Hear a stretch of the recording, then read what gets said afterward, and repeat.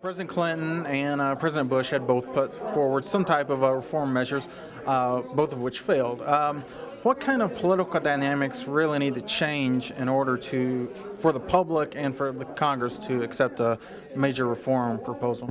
Well, I think two things have to happen and are happening. Number one, Social Security has to be seen in the larger context of our debt and deficit problems, and as we begin to address those, we will realize every program has to be touched, and that'll drive Social Security reform to some extent. The second is, to not fix it will be increasingly seen as unfair to the next generations, and that's going to be politically unpalatable.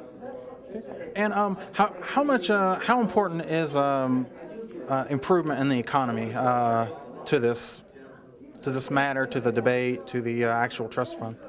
Improvement in the economy would, over the near term, get the revenue back to roughly where it was before. We've seen revenues diminish, but it isn't going to change the basic outlook for Social Security over the next 75 years. That's driven by aging, and people age 1 year at a time every year for some reason, and that's not going to change.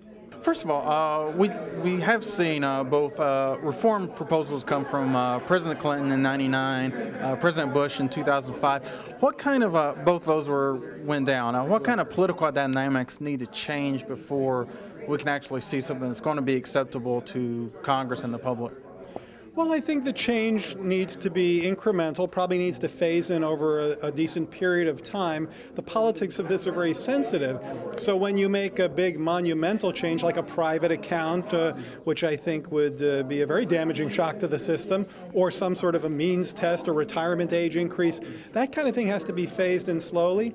I would say at this point there are changes on the table, and President Obama, I think, has gotten pretty far outside of his comfort zone and offered some in this recent budget kerfuffle, including moving to a different way of indexing prices that would make benefits grow more slowly, and perhaps increasing the amount of earnings applied to the payroll tax.